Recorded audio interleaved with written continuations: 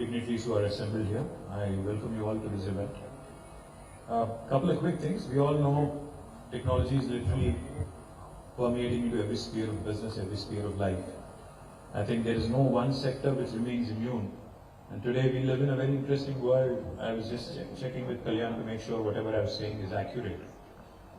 We live in a world where the largest bookseller, the largest FMCG goods seller, even the largest fashion goods seller actually does not own a single brick and mortar store. There's no physical store per se. The largest transporter does not own a single vehicle. And the list goes on. I mean, e-commerce has literally redefined how we think, how we actually work, and how we kind of conduct ourselves in a day-to-day life.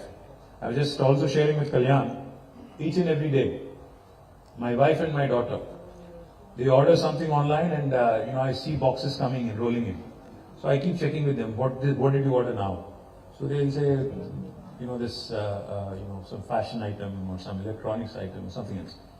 So it's interesting how India has really adopted to selling and buying everything online, including groceries, including fashion goods, including electronics, including, I think, even big ticket items. And there was a time when people used to say that Indians are a very touchy-feely country and they have to touch and feel and only then they'll buy. But I think Indian women, kudos to them. I think they've certainly rediscovered the Midas touch and ensured that FMCG and fashion also have now become super popular in terms of how quickly they've adopted. Flipkart is a great story in terms of how they've really taken over the market and how today they've become the leader in India. All I was asking Kalyan and his team, Flipkart, I know you're growing and I know that you will grow in days to come with technology becoming even more pervasive. You'll continue to grow. But just wanted to place 2-3 things on record and make a formal request to you as well. E-commerce is redefining businesses and how they are done. And now we hear new words. Media has latched onto a new word now, gig economy and gig jobs. People talk about how, there was work from home and now this gig economy, gig jobs, and how e-commerce is literally creating newer opportunities and newer jobs. What we have to remember though is, e-commerce is a fantastic thing for convenience, for the benefit of consumer, for price discovery, for seamless operations, for cutting down unnecessary middlemen, etc., etc. These are all good things. But what we also have to realize is, as we go on this journey, we also have to take care of our gig workers. We also have to ensure that their livelihoods are protected. I was very happy when you mentioned 40,000 jobs, livelihoods created by Flipkart in Telangana. I am extremely impressed with the number. But what we also need to understand is, how can we ensure that these 40,000 people feel secure, that their livelihood will not be affected drastically? They are not at the whims and fancies of market, or they are not at the whims and fancies of what happens which is extraneous to them, which is beyond their control.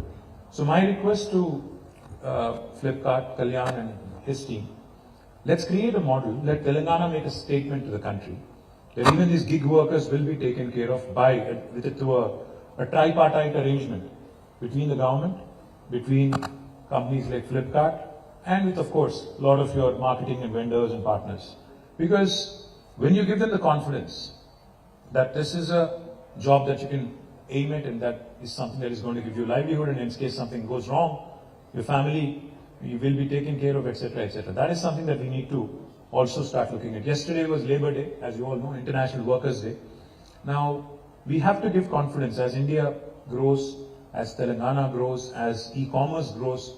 We have to start giving more thought to the idea of gig economy, gig jobs, and how we can take care of our youngsters.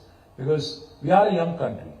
I keep getting a lot of messages, in my social media handles, saying, for lack of better opportunities, I am temporarily working either for, one e-commerce company or another. Now that needs to go away slowly, because we need to start building a credo, we need to start building an aspiration around working for e-commerce channels as well. Because if you are able to take care of their livelihood, if you're able to give them the confidence that this is actually a decent paying job, then I think you'll be creating far more loyalty. And as a market leader in India, I think Flipkart should lead this from the front.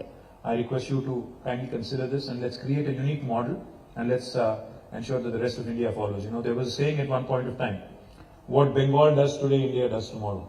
But it has changed a bit, Kalyan, now. You don't visit us very often, but it has changed now. What Telangana does today, India does tomorrow, that's for sure. So let's make a statement to the rest of India as well, because if we make a statement in India, then you're literally talking about 1/5 of humanity. So therefore, I think this will also become a shining example for the rest of developing world as well. This can also serve as a case study of sorts for the rest of the country as well. The second part, I would of course also ask you, we have tasked a very able agency, the Telangana Academy for Skills and Knowledge. I was just requesting Jayesh, Ranjan and Kalyan to work on a model where we actually create a workforce, because you're just talking about 400,000 square foot of warehouse space in Sangareddy, and I'm sure these numbers will keep growing, and you'll keep growing in sizes and stature as well. We need to create a workforce that is readily employable. So that is the primary objective of task. What I would propose is, not just for Flipkart, but the Retail Association of India and the e-commerce group that we have in Telangana that we have established. Please take this as an agenda item, and let's start working together with the government to create a readily employable workforce with the necessary skill set. What is the sort of skill that you're looking at? Instead of taking them through your own Flipkart Academy, training them for 6 months or 3 months, I think it would be in the best interest of the industry, in the interest of the state, because geographically, we're bang in the middle of the country.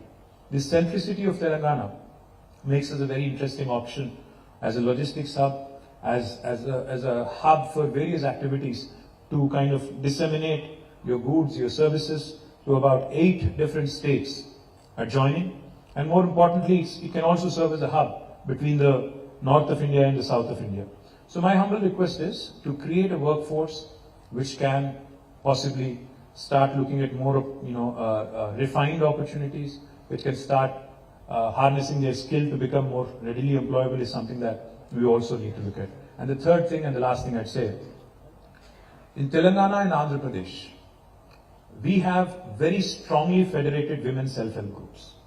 We have in fact lakhs of women who are very strong part of our SERP. SERP is the Society for Elimination of Rural Poverty, and MEPMA.